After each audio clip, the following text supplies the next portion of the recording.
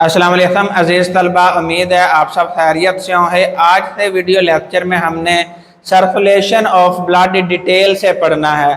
आप जानते हैं दिल के चार चैम्बर होते हैं, दो राइट साइड पे होते हैं, दो लेफ्ट साइड पे होते हैं। जो राइट साइड पे होते हैं उनमें ऊपर वाला राइट एट्रियम होता है और नीचे वाला राइट वेंट्रिकल। और ये दो वो चैम्बर हैं जिसमें जिस्म से जो ब्लड आता है वो डीऑक्सीजनेटेड होता है। डीऑक्सीजनेटेड ब्लड वो ब्लड होता है जिसमें कार्बन डाइऑक्साइड की कंसंट्रेशन ज्यादा होती है और ऑक्सीजन की कंसंट्रेशन ना होने के बराबर होती है। वो ब्लड डीऑक्सीजनेटेड ब्लड कहलाता है। और ऑक्सीजनेटेड ब्लड वो ब्लड होता है जिसमें कार्बन डाइऑक्साइड की कंसंट्रेशन नहीं होती और ऑक्सीजन की कंसंट्रेशन ज्यादा पाई जाती है। वो ब्लड ऑक्सीजनेटेड ब्लड कहलाता है। और वो दिल के लेफ्ट साइड पर जो दो चैम्बर मौजूद हैं, लेफ्ट एट्रियम और लेफ्ट वेंट्रिकल, ये उसमें जमा होता है। तो राइट साइड पर जो दो चैम्बर्स हैं, राइट एट्रियम और राइट वेंट्रिकल, तो उसमें जो राइट एट्रियम है ऊपर वाला चैम्बर, उसके अंदर जिस्म से ब्लड जमा करवाया जाता है। जिस्म में जो वेन्स पाई जाती हैं वो वेन्स जो है वो डीऑक्सीजनेटेड ब्लड, जिसका कलर डार्क रेड कलर का ये ब्लड होता है डीऑक्सीजनेटेड, ये वेन्स के जरिए से आ जाता है राइट एट्रियम में। और फिर राइट वेंट्रिकल में यह ब्लड जाता है और राइट वेंट्रिकल से पल्मनरी आर्टरी के जरिए से इसे फेफड़ों की तरफ भेज दिया जाता है। वहां पर यह ऑक्सीजनेटेड ब्लड में कन्वर्ट हो जाता है और पल्मनरी वेन्स के जरिए से ये ऑक्सीजनेटेड ब्लड दोबारा लेफ्ट एट्रियम में आ जाता है, दिल ही लेफ्ट साइड पर। तो लेफ्ट एट्रियम से ये लेफ्ट वेंट्रिकल में चला जाता है। लेफ्ट वेंट्रिकल से ये एओर्टा के जरिए से तमाम जिस्म के हिस्सों की तरफ जो है वो सप्लाई करवा दिया जाता है। तो इसमें एक दफा ब्लड जो है वो फेफड़ों की तरफ पंप किया जाता है और दूसरी दफा ये पूरे जिस्म की तरफ ब्लड को पंप किया जाता है। तो इस तरह हमारा जिस्म में पाए जाने वाला जो दिल है वो डबल पंप के तौर पर काम करता है। अब ये जो सर्कुलेशन है इसे हमने दो ग्रुप्स में डिवाइड किया हुआ। एक है पल्मनरी सर्कुलेशन और दूसरी है सिस्टेमिक सर्कुलेशन। पल्मनरी सर्कुलेशन वो होती है जिसमें ब्लड जो है वो दिल से फेफड़ों की तरफ जाता है और फेफड़ों से वापस ऑक्सीजनेटेड होने के बाद दोबारा दिल की तरफ आता है। तो ये सर्कुलेशन पल्मनरी सर्कुलेशन कहलाती है। और वो सर्कुलेशन जिसमें ब्लड पूरे जिस्म से दिल में आता है और दिल से पूरे जिस्म की तरफ चला जाता है, इसे हम बोलते हैं सिस्टेमिक सर्कुलेशन। अब हम रास्ता पढ़ते हैं, वो कौन सा रास्ता है जिसके जरिए से ब्लड जो है वो दिल से फेफड़ों की तरफ जाता है, तो उसे हम नाम देते हैं पल्मनरी सर्कुलेशन। सबसे पहले जिस्म से डीऑक्सीजनेटेड ब्लड जो है वो इंफीरियर वेना कैवा और सुपीरियर वेना कैवा, ये वेन्स हैं, दोनों वेन्स हैं जिनके जरिए से ब्लड जो है डीऑक्सीजनेटेड जिस्म से राइट एट्रियम में आ जाता है। जब राइट एट्रियम भर जाता है तो ट्राइकप्सिड वाल्व ओपन हो जाता है, ये दरवाजा ओपन होता है, तो राइट एट्रियम से डीऑक्सीजनेटेड ब्लड जो है वो राइट वेंट्रिकल में चला जाता है। अब पीछे से ये ट्राइकप्सिड वाल्व जो है वो बंद हो जाएगा और राइट वेंट्रिकल जब सुखड़ता है तो ये ब्लड चला जाता है पल्मनरी आर्टरीज में। ये पल्मनरी आर्टरीज जो है ये दो होती हैं, राइट साइड पे और लेफ्ट साइड पे। राइट साइड वाली दाएं फेफड़े में चली जाती है और लेफ्ट पल्मनरी आर्टरी जो है वो बाएं फेफड़े में चली जाती है। तो ब्लड इस तरह फेफड़ों में एल्वियोलाई के पास चला जाता है, वहां से ये ऑक्सीजन ले लेता है, कार्बन डाइऑक्साइड उसे दे देता है, यानी यहाँ डीऑक्सीजनेटेड ब्लड जो है वो ऑक्सीजनेटेड हो जाता है। अब फेफड़ों से दोबारा पल्मनरी वेन्स के जरिए से तीन पल्मनरी वेन्स राइट साइड से आती हैं, तीन पल्मनरी वेन्स लेफ्ट साइड से आती हैं और ये लेफ्ट एट्रियम है अंदर आकर ओपन होती हैं और इस तरह ये ऑक्सीजनेटेड ब्लड जो है वो हार्ट में दोबारा वापस आ जाता है, दिल में वापस आ जाता है। तो दिल से डीऑक्सीजनेटेड ब्लड है फेफड़ों के पास जाना और फेफड़ों से दोबारा वापस दिल में आ जाना, ये जो ब्लड हा बहाव है इसे पल्मोनरी सर्कुलेशन हा नाम देते हैं।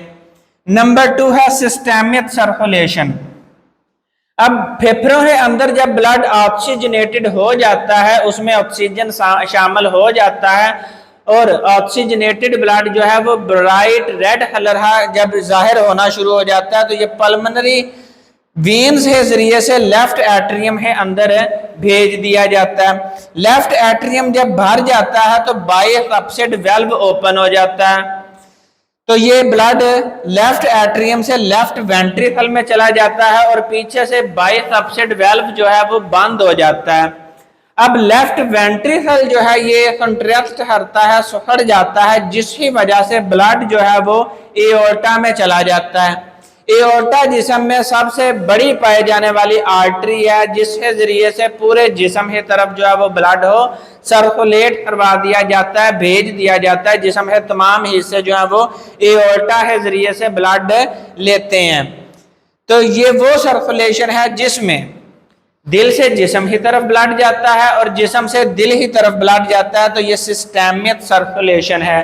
पेपर में यहां से शॉर्ट क्वेश्चन आता है तो differentiate between pulmonary circulation and systemic circulation, या फिर यहां से एमसीक्यू पूछा जाता है इंसान का जो दिल है वो डबल पंप है या सिंगल पंप है। तो डबल पंप के तौर पर हमारा दिल जो है वो एक्ट करता है।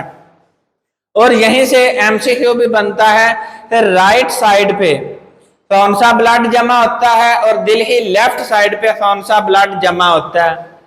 अब जो सिस्टेमिक सर्कुलेशन होती है, जो दिल और जिस्म के दरमियान में हो रही होती है, इस सर्कुलेशन में जो ब्लड का बहाव होता है उसका प्रेशर जो है वो ज्यादा होता है।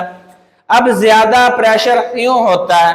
क्योंकि दिल ने ज्यादा प्रेशर से जो है वो ब्लड पूरे जिस्म में सर्कुलेट करवाना होता है और आपका जिस्म का जो एरिया होता है वो बहुत ज्यादा होता है, जिसकी वजह से उसने पूरे ब्लड हो जो है वो पूरे जिस्म के अंदर पहुंचाना है, तो यहाँ पर ब्लड प्रेशर ज्यादा होता है।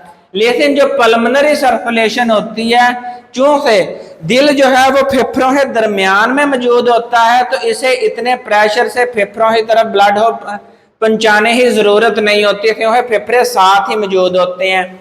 तो पल्मोनरी सर्कुलेशन है अंदर ब्लड प्रेशर जो है वो लो होता है और ये दोनों एमसीक्यू में पूछे जाते हैं। इसके बाद नेक्स्ट टॉपिक है हार्ट बीट, दिल की धड़कन। अब दिल है जो चारों चैम्बर है जब सुखड़े हैं तो इसे हम नाम दे देते हैं ये सिस्टोल है, और जब दिल के चैम्बर्स फैलते हैं रिलैक्स करते हैं तो उसे हम बोलते हैं डायास्टोल। तो एक दफा जब दिल सिस्टोल करता है यानी सुखड़ता है, और एक दफा जब वो फैलता है यानी है डायास्टोल करता है, तो इस दौरानिये में ये जितने अरसे के अंदर फैलता और सुखड़ता है उसे हम एक हार्ट बीट मानते हैं। तो contraction of heart is known as systole, relaxation of heart is called diastole. और एक इंसान यानी सेहतमंद इंसान जो है वो 1 मिनट में 70 बार उसका दिल जो है वो हार्ट बीट जो है वो उसकी 70 दफा जो है वो 1 मिनट में होती है। सिस्टोल की डेफिनेशन करें तो बोथ वेंट्रिकल कंट्रैक्ट, जिस टाइम राइट वेंट्रिकल और लेफ्ट वेंट्रिकल दोनों सुखड़ते हैं। अब राइट वेंट्रिकल से ब्लड जो है वो फेफड़ों की तरफ चला जाता है पल्मोनरी आर्टरीज के जरिए से।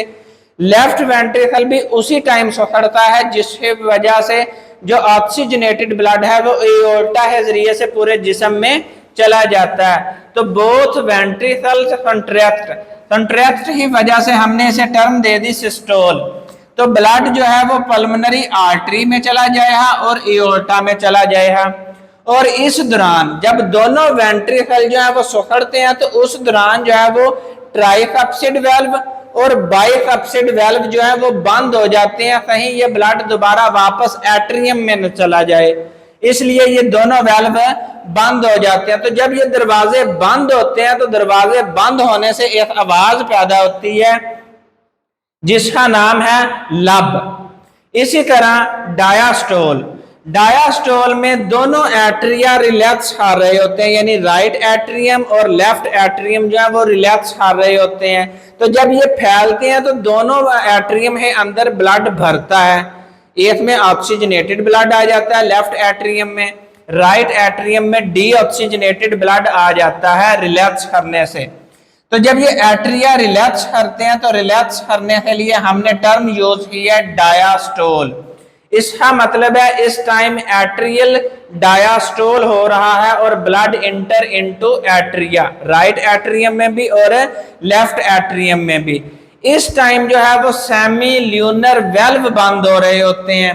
अब ये सेमी ल्यूनर वेल्व दो हैं, एक एओर्टा की बुनियाद पे पाया जाता है और दूसरा जो है वो पल्मोनरी आर्टरी की बुनियाद पे पाया जाता है। क्यों से अब एट्रिया ने फुल होना है और अपना ब्लड जो है वो इन्होंने अपने रेलिवेंट चैम्बर में भेजना है, यानी लेफ्ट एट्रिया लेफ्ट वेंट्रिकल में और राइट वेंट्रिकल में। तो यहाँ पर ये दोनों दरवाजे जो है वो बंद होते हैं सेमी ल्यूनर वेल्व। जब सेमी ल्यूनर वेल्व बंद होते हैं तो यहाँ से एक आवाज पैदा होती है दब। तो जब डॉक्टर जो है वो हार्ट बीट चेक करता है तो वो यही दोनों साउंड सुनता है, दोनों आवाजें सुनता है, लब और दब। तो यहाँ से एमसीक्यू भी बनता है कि जब सिस्टोल होता है तो कौन सी आवाज पैदा होती है और जब डायास्टोल होता है तो उस टाइम कौन सी आवाज पैदा होती है, या फिर ये एवरेज हार्ट बीट जो है ये एमसीक्यू है तौर पर पूछी जाती है। मैं साइड पर हो रहा हूँ, स्क्रीन शॉट ले लें। नेक्स्ट वीडियो में हम नेक्स्ट लेक्चर के साथ हाजिर होंगे। उतनी देर दुआओं में याद रखें। फी अमानिल्लाह।